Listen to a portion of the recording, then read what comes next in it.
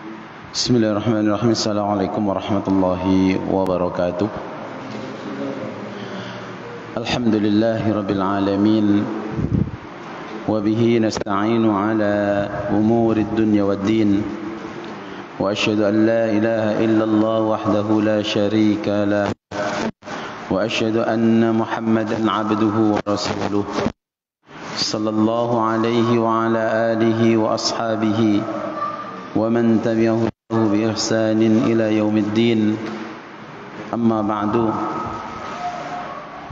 فيا إخوة الإيمان أوصيكم ونفسي بتقوى الله عز وجل فقد فاز المتقون. ثم قال المؤلف المسألة الثالثة, masalah yang ketiga, masih di bab tentang zakat fitrah dan zakat.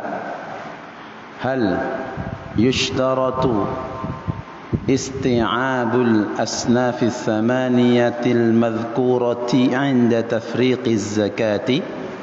Apakah disyaratkan harus terpenuhi 8 asnaf, 8 golongan yang berhak menerima zakat sebagaimana disebutkan di dalam ayat ketika membagi zakat?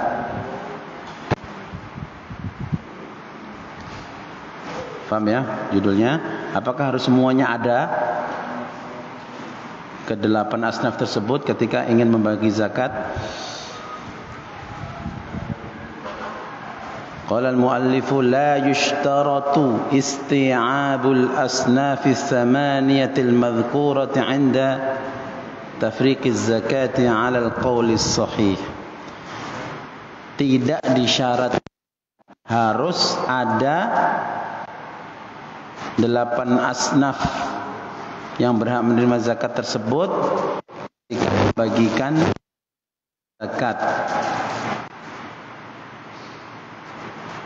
Menurut pendapat yang sahih, bal yujzi'u daf'uha li ayyi sinfin minal asnafis tsamaniyah. Akan tetapi memberikan zakat tersebut kepada salah satu di antara asnaf dari ke-8 asnaf tersebut. Mana asnaf yang ada itu boleh diberikan. Apa dalilnya? Subhanahu wa ta'ala, in tubdus sadaqati fa ni'mahi wa in tukhfuha wa tu'tuha al-fuqara'a fa huwa khair. Jika kamu memperlihatkan sedekah-sedekah kamu, fa ni'mahi, maka hal tersebut sesuatu yang baik, enggak ada masalah. Zakat ya. In tukhfuha, dan jika kamu ingin menyembunyikannya, wa tu'tuhal fuqara, dan kamu berikan zakat tersebut, sedekah tersebut, maksudnya zakat tersebut, al fuqara, kepada orang-orang fakir saja, fa huwa khairul lakum, maka hal tersebut lebih baik bagi kalian. Artinya menyembunyikan. Ini masalah boleh memperlihatkan ini zakat saya atau tidak ada yang tahu, boleh saja. Begitu juga sedekah, artinya sedekah sunnah. Asal di situ kalau wajib ya orang tahu tidak ada masalah. Tapi jangan sampai riya kan.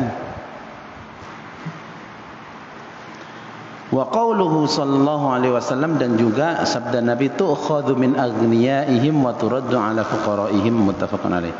Dan juga sabda Nabi dalilnya bahwasanya harta zakat itu diambil dari orang-orang kaya di antara mereka dan diberikan kepada orang-orang fakir di antara mereka, orang-orang yang beriman. Zakat itu dari orang kaya yang beriman, muslim, diberikan juga kepada fuqara yang muslim juga. Maka kadang-kadang ada pertanyaan, boleh enggak zakat diberikan kepada non-muslim? Tidak boleh, ada harta yang lain. Tapi harta zakat tidak.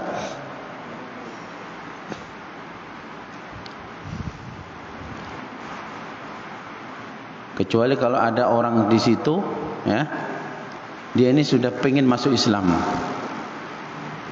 masuk dalam mu'allafati qulubuhum.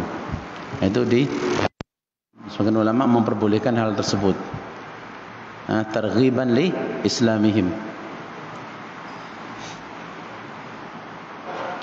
Wa liqaulihi sallallahu alaihi wasallam li Qabisah, dan juga dalilnya sabda Nabi sallallahu alaihi wasallam kepada sahabat Qabisah, aqim indana hatta ta'tina as-sadaqatu fa na'muru laka biha. Jadi sudah datang kepada Nabi sallallahu alaihi wasallam, sampai datang kepada kami sedekah, dan kami akan memerintahkan sedekah tersebut laka untuk kamu. Ini mungkin di antara sahabat Qabisah ini termasuk sahabat yang memang membutuhkan. Fahadhihi al-adillah tadullu ala anna al-murad biqaulihi ta'ala innamas sadaqatu bayanul mustahiqqin liz-zakah. Jadi ayat yang di atas sebelumnya, innamas shadaqatu lil fuqara'i wal masakin wal 'amilina 'alaiha ila akhir ayat, itu menjelaskan tentang siapa saja yang berhak menerima zakat. Bukan harus menyeluruh, harus ada semuanya. Kalau ada semuanya ya taklifun ma la tutaq atau ma la yutaq, memberikan beban di atas kemampuan. Kalau enggak ada bagaimana? Kan seperti itu. Tapi kalau ada, ya harus diberikan.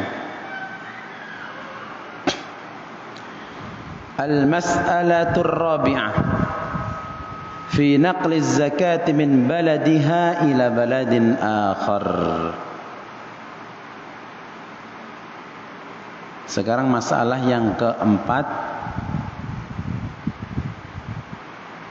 mendistribusikan zakat dari negara tempat dia tinggal ke negara lain. Bagaimana hukumnya? Kalau memang di tempat dia tinggal sudah enggak ada orang yang membutuhkan, artinya tidak ada kedelapan asnaf tersebut, boleh saja, enggak ada masalah. Dan memang seperti itu. Ya. Kalau sudah dikelola negara ya kepada seluruh negara Indonesia. Kalau negara Indonesia semuanya kaya, enggak ada lagi yang mustahik, boleh seandainya dikirim ke tempat lain. Seperti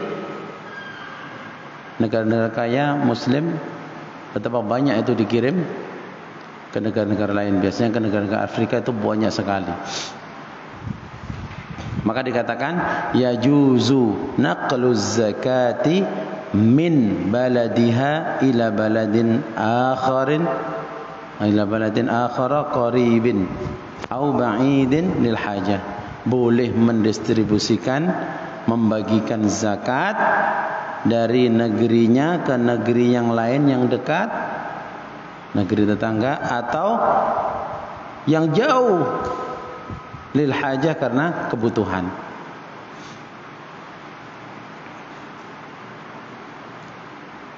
Misl ayyakuna al-baladul ba'id ashaddu faqran, seperti kalau negeri yang lain jauh itu kefakiran luar biasa, ya.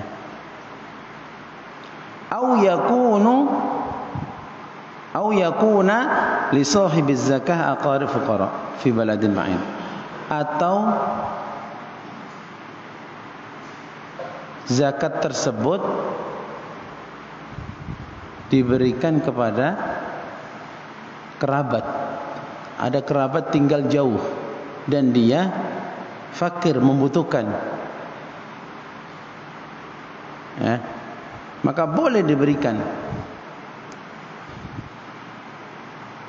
kepada kerabatnya.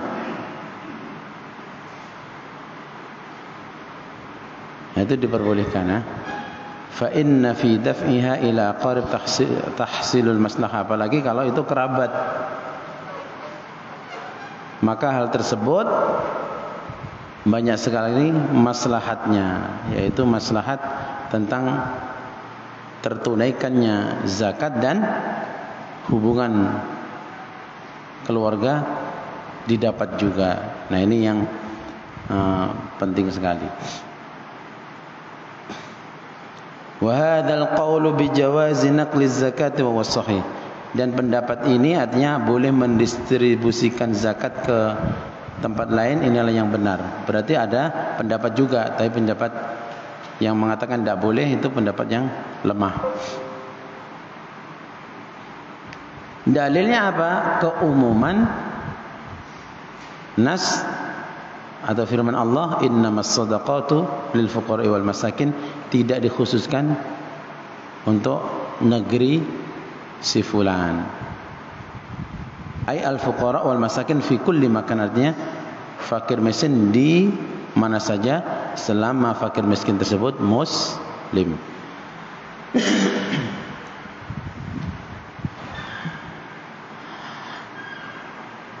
Dari sini selesai pembahasan tentang zakat ya.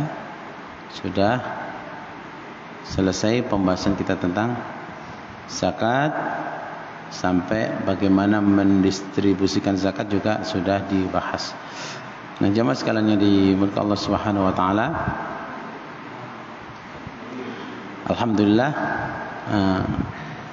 sebelum i'tikaf dua bab ini sudah kita bahas dengan tuntas. Mudah-mudahan ini menjadi ilmu yang bermanfaat, dan selanjutnya kita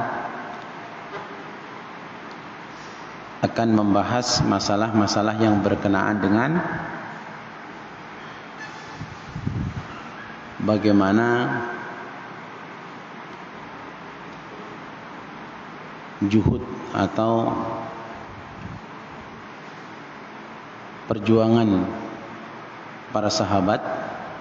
Akan saya khususkan nanti bagaimana perjuangan para sahabat Nabi sallallahu alaihi wasallam di dalam mengajarkan Al-Qur'an.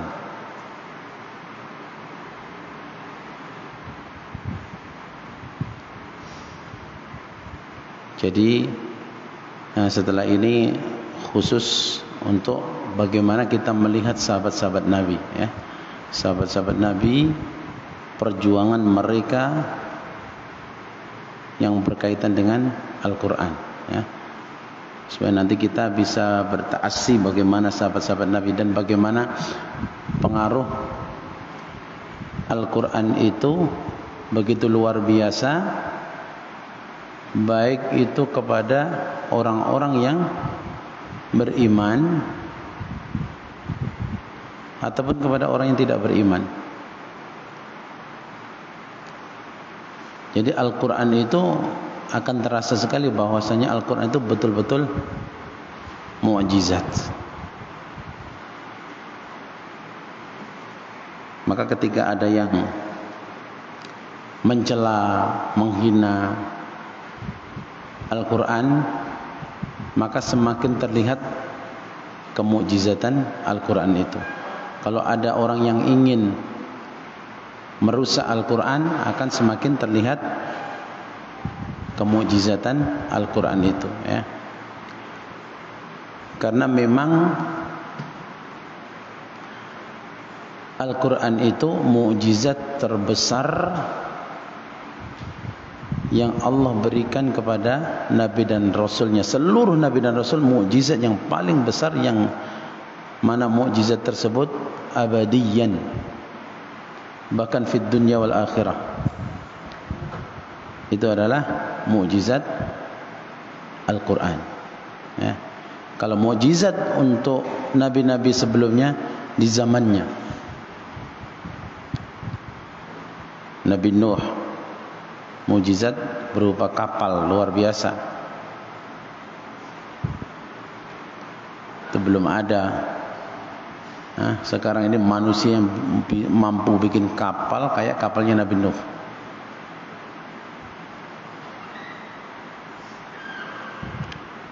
Ketika diperintahkan oleh Allah Subhanahu wa taala untuk membuat kapal yang semua bisa masuk.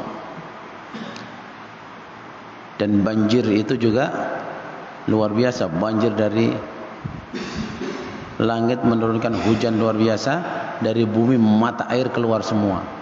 Bisa dibayangkan gunung aja tenggelam, ya. Belum pernah dibayangkan bagaimana gunung bisa tenggelam. Sampai anaknya sendiri, saya akan berenang dari gunung yang satu ke gunung yang lain. Enggak selamat juga kan seperti itu. Dan kalau mukjizat sudah enggak bisa orang menandingi itu. Atau mukjizat Nabi Musa, tongkat. Sehebat apapun sekarang ada teknologi, enggak ada orang bisa membuat tongkat untuk membelah lautan. Ada enggak? Enggak ada.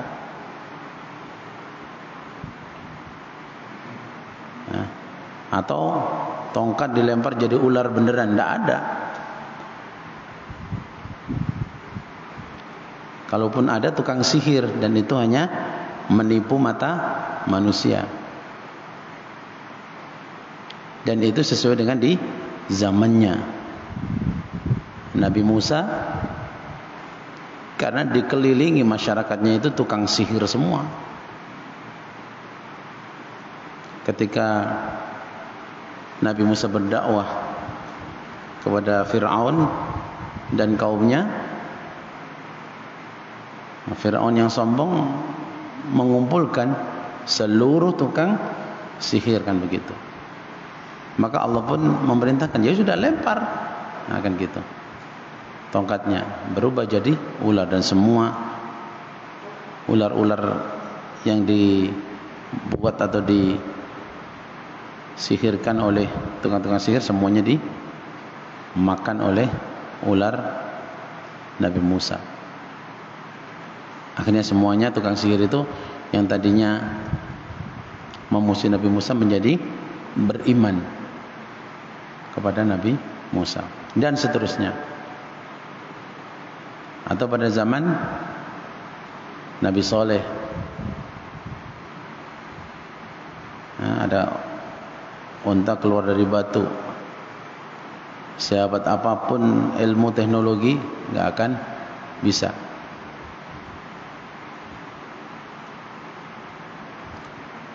Atau yang lainnya, Nabi Isa bisa menghidupkan orang mati, dan seterusnya. Itu mukjizat berkaitan dengan ketika Nabi tersebut ada.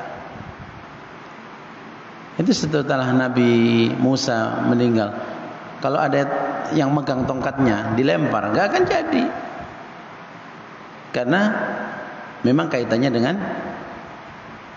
wujud Nabiullah Musa alaihissalam dan seterusnya. Nah, Al-Quran ini betul-betul akan menjadi mukjizat sepanjang masa. Sebagai cuplikan nanti contoh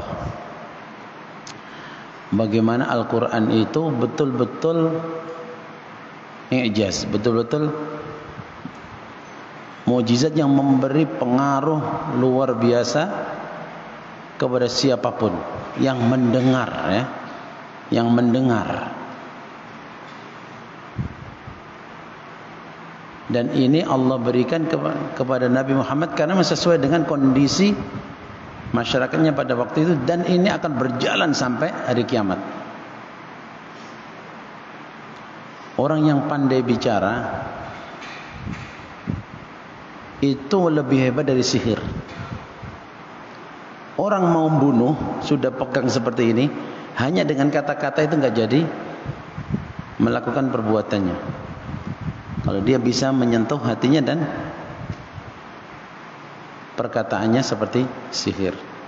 Nah, orang-orang bangsa Arab terutama orang Quraisy pada waktu itu yang di mana Nabi sallallahu alaihi wasallam dilahirkan, itu manusia-manusia yang luar biasa dalam bertutur kata.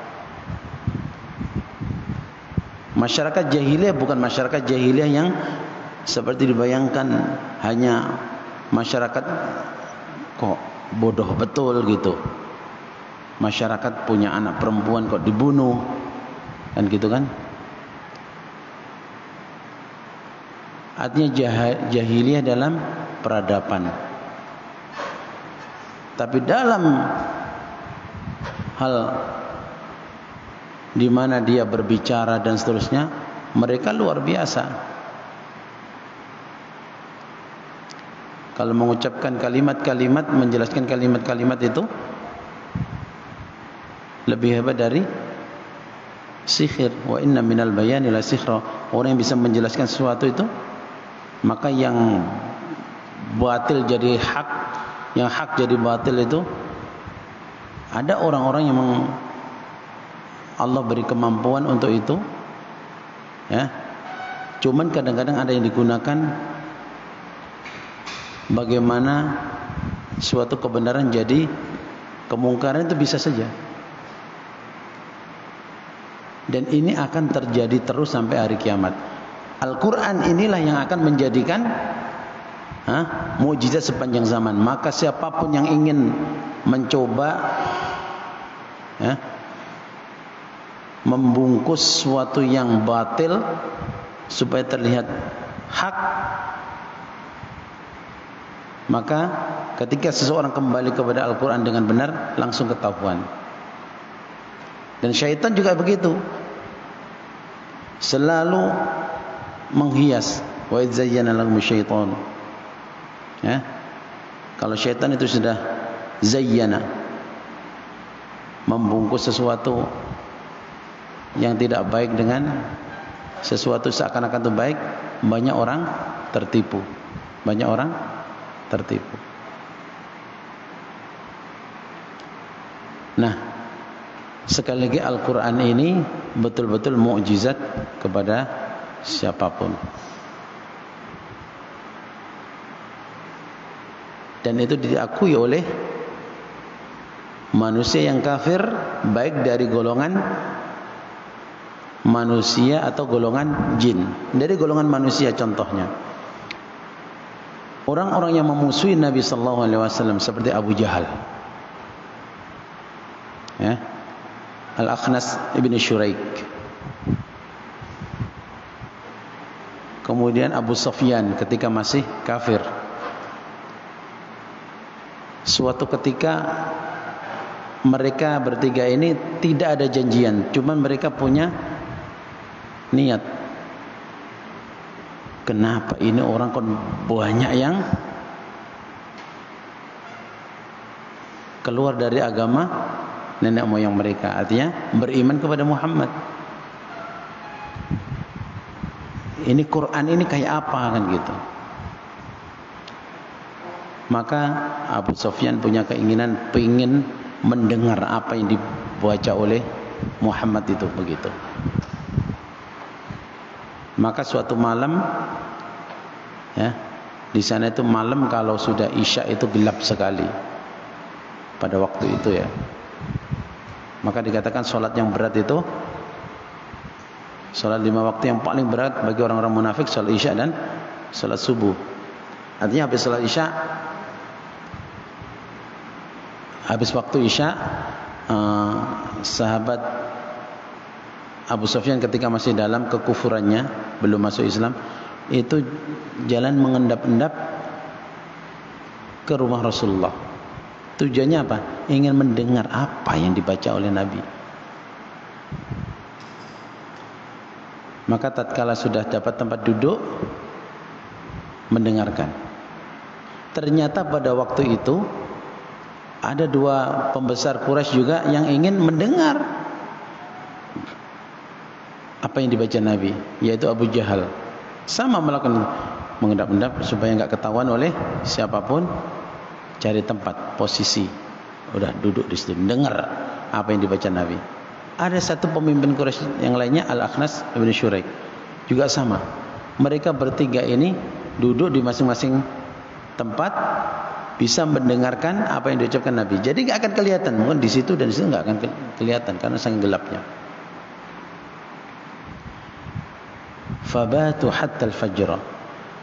Di dalam kisah tersebut sangat dijelaskan mereka itu ya sampai bermalam sampai subuh. Coba antum bayangkan mendengar suatu bacaan ya sampai fajar, sampai enggak tidur. Kalau bukan karena sesuatu yang didengar itu memiliki daya tarik yang luar biasa, enggak akan capek-capek mau duduk seperti itu. Karena memang semua orang kalau ada kalimat-kalimat yang indah luar biasa itu sangat tertarik. Artinya apa? Masyarakat di situ sangat memiliki zauk atau rasa ketika mendengarkan suatu kalam, kalau itu indah pasti mereka akan terpesona seperti itu. Kalau orang sudah terpesona, mau seharian itu nggak akan capek. Ya enggak? Kalau kalian melakukan sesuatu itu sangat menyenangkan, mungkin sehari semalam itu nggak akan capek. Nah, singkat cerita sudah sampai subuh nih mendengarkan. Subuh sudah fajar mulai terang. Nah, seperti ini kan langsung terang. Sebelum ketahuan nih kan gitu. Artinya sampai sebelum ketahuan oleh kaumnya. Saya harus cepat-cepat pergi nih. Kalau sampai ketahuan bisa berabe gini. Kan gitu. Pergilah, keluar sana. Kemudian di tengah jalan ketemu di pertigaan. Wih, Abu Jahal, kamu dari mana? Ya Abu Jahal, ya Abu Sufyan, kamu dari mana juga? Kemudian lihat ada Akhnas bin Syuraik. Akhnas bin Syuraik, kamu dari mana? Ini semua pembesar. Apa kata mereka? Jangan diulangi lagi. Ini kalau kaum kita, anak buah kita tahu, bisa berapa kita? Udah begitu aja. Jangan diulang. Udah pergi masing-masing. Besoknya diulang lagi. Karena tidak ada perjanjian. Cuman bilang jangan diulang. Malam datang lagi mengendap-endap, nyari posisi yang dia aman. Udah semuanya dapat posisi, dengar lagi yang dibaca Nabi. Hatta al-fajr, sampai subuh. Takut ketahuan, sudah terang, segera meninggalkan tempat. Kalau tidak, mungkin terus tuh sampai siang hari. Cuman mereka ini gengsi kalau sampai ketahuan. Artinya apa? Betapa enaknya, betapa nikmatnya mendengarkan lantunan Al-Quran. Apalagi yang baca Nabi kita sallallahu alaihi wasallam yang suaranya paling merdu. Ya. Kemudian ketemu lagi di pertigaan. Kamu lagi, kan gitu. Ya memang bertiga itu. Jangan diulangi nih, kalau sampai ketahuan gimana ini? Udah pergi. Ternyata hari ketiga, bukannya mereka kemudian takut kalau nanti ketahuan anak buahnya, kaumnya, diulang lagi, nyari posisi lagi, mengendap-endap di rumah Rasulullah untuk mendengarkan apa yang dibaca Nabi. Hatta al-fajr, itu pun juga sampai subuh. Sampai kemudian mereka pulang ketemu lagi. Wah, kayaknya nggak bisa seperti ini. Harus ada ikatan janji ini. Jangan sampai kita nanti kalau ketahuan kaum kita bisa berabe betul nih. Akhirnya orang kalau sudah 3 kali itu jangan maksa ke 4 kali, pasti ketahuan. Makanya orang-orang yang berbuat jahat itu, korupsi itu biasanya ketahuannya bukan sekali, sudah berkali-kali. Nah, sudah ketiga kali berjanji, benar-benar berjanji tidak akan kembali. Nah, ketika seperti itu sudah berjanji. Orang Arab itu kalau ada janji biasanya tidak mengingkari. Akhirnya apa? Akhirnya mereka sudah janji, ya ada sepakatan di atas materai lah kalau sekarang itu, di atas materai 10.000 kalau sekarang ya. Akhirnya mereka pun tidak kembali lagi. Tapi dari kisah 3 hari berturut-turut itu suatu yang luar biasa. Sampai akhirnya mereka pun saling bertanya, apa pendapatmu? Ini Abu Jahal, tahu Abu Jahal kan? Paman Nabi. Dia mengatakan, ini bukan syair, ini bukan kahana, ini bukan sihir. Ini perkataan yang belum pernah ada tandingannya. Itu dalam hati siapa? Abu Jahal. Tapi kemudian ditanya, terus bagaimana pendapatmu? Maka Abu Jahal pun mengatakan, wallahi saya tidak akan beriman. Nah, dia tidak mau beriman bukan karena Al-Quran itu sesuatu yang tidak benar, bukan. Bahkan mereka meyakini Al-Quran itu benar, tapi karena ina dan kesombongan mereka, istikbaran wattiba'an lihawa, dan karena menuruti hawa nafsunya. Kalau sampai dia beriman, bisa jadi dia tidak dimuliakan lagi oleh kaumnya, karena memang posisinya pada waktu itu Nabi posisi minoritas, sedikit sekali. Nah, Abu Jahal pada waktu itu semua dia miliki, harta dia miliki, kekuasaan dia miliki. Nah, apalagi ditambah sahabat-sahabat Nabi yang pada waktu itu kaya raya mengikuti Nabi sallallahu alaihi wasallam jadi miskin karena diintimidasi dan tidak boleh menggunakan miliknya. Nah, khawatirnya seperti itu. Nah, itulah yang terjadi. Jadi apa yang bisa kita ambil kesimpulan dari cuplikan ini? Ini orang-orang kafir, orang-orang yang memusuhi Nabi sallallahu alaihi wasallam, dan banyak lagi orang-orang kafir sampai diabadikan di dalam Al-Qur'an. Ya, maka kita akan melihat bagaimana perjuangan Nabi yang di dalam menyebarkan Al-Quran ini, di mana perjuangan Nabi di dalam mengajarkan Al-Quran.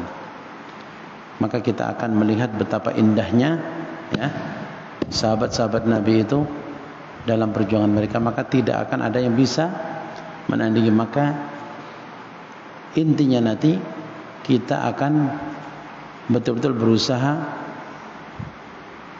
menempatkan sahabat Nabi itu sebagai manusia yang radhiyallahu anhum wa radu'an. Mereka itu adalah manusia-manusia yang diridhai oleh Allah, dan mereka pun manusia-manusia yang ridha dengan pemberian Allah. Sehingga lidah ini tidak akan berani semaunya berkata yang tidak pantas, tidak sopan kepada sahabat-sahabat Nabi, apalagi kepada Nabi kita. Kalau sekarang lagi viral ada Nabi ke-26 yang menjelekkan, Allah ngurus, baru di itu aja udah bingung dia, udah kabur ke sana kemari. Jadi itu jamaah sekalian, insyaallah kita akan melanjutkan nanti serial tentang sahabat Nabi ya. Paling enggak nanti sampai, kalau yang di pesantren sampai libur, dan masih tetap bisa mengikuti karena kita live terus ya di rumah.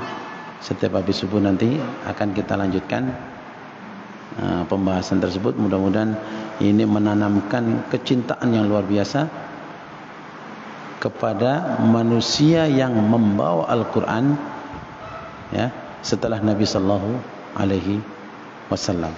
Ya. Benar-benar anak-anakku ya, nanti kita itu bagaimana perasaan kita ini selalu rindu. Kita ingin baca sirah sahabat Nabi. Sana ada buku yang sangat bagus, Hayatus Sahabah. Ya, kehidupan sahabat-sahabat Nabi. Maka itu semuanya akan menjadi inspirasi bagi kita dalam menjalani kehidupan. Karena mereka orang yang langsung menerima tarbiyah pendidikan dari Nabi sallallahu alaihi wasallam. Bagaimana mereka melakukan itu semua. Di akhir saya tutup. Ini saya angkat setelah ini. Kenapa? Karena memang ya, jamaah sekalian, kaum muslimin, apa yang dilakukan oleh sahabat-sahabat Nabi sekecil apapun itu tidak akan bisa dibandingkan dengan sebesar apapun yang sudah kita lakukan. Kata Nabi, seandainya salah seorang di antara kalian meninfakkan hartanya sebesar gunung Uhud emas. Gunung Uhud itu sepanjang Madinah itu ada gunung Uhud. Ya. Tempat terjadinya perang Uhud. Sebesar itu berapa ribu ton, enggak bisa ngitung. Artinya sebesar gunung Uhud emas. Itu tidak bisa menyamai apa yang telah diberikan oleh sahabat Nabi, walaupun satu mud atau setengahnya satu mud. Satu mud kemarin berapa? Seperempat sok. Satu sok berapa? 2/4 kilo. Berarti satu mud sekitar 1/4 kilo. Separuhnya satu mud 1/8 kilo. Artinya enggak sampai 1,5 ons. Bandingkan gunung dengan 1,5 ons. Enggak kelihatan, dilemparkan gitu, enggak kelihatan. Itu gunungnya aja kalau ditimbang begini, ini 1,5 ons, ini gunung Uhud, masih beratan yang 1,5 ons. Dari sisi satu kebaikan, belum kebaikan-kebaikan yang lain. Maka di sini akan melahirkan kecintaan kita kepada sahabat-sahabat Nabi. Sehingga ketika baca hadis Nabi tentang sahabat Ansar aja, bukan seluruh sahabat, maka Nabi menyampaikan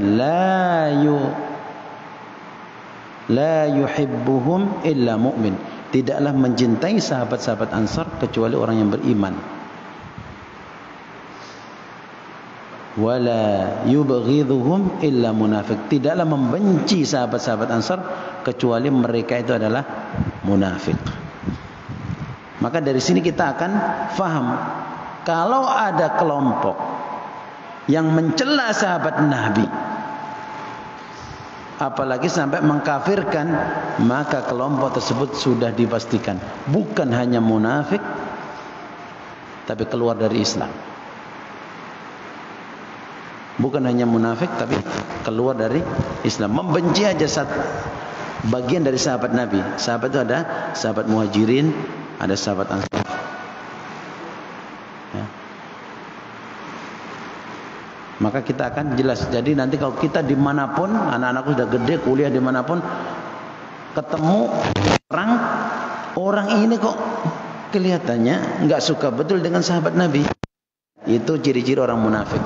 Ya. Nggak boleh jadiin teman. Itu pasti akan merusak akidah kita. Apalagi yang dicela maha guru sahabat Nabi, yaitu Nabi kita sallallahu alaihi wasallam. Udah, kalau itu semua orang faham ya. Cuman kalau masalah sahabat Nabi ini banyak orang yang tertipu ketika dia melihat kesalahan sahabat Nabi. Saya kira itu saja yang bisa saya sampaikan pagi hari ini ya. Ini sebagai muqaddimah, sehingga besok kita sudah lebih siap di pembahasan hal tersebut. Aqulu qouli hadza wa astaghfirullah li wa lakum. Wassalamualaikum warahmatullahi wabarakatuh.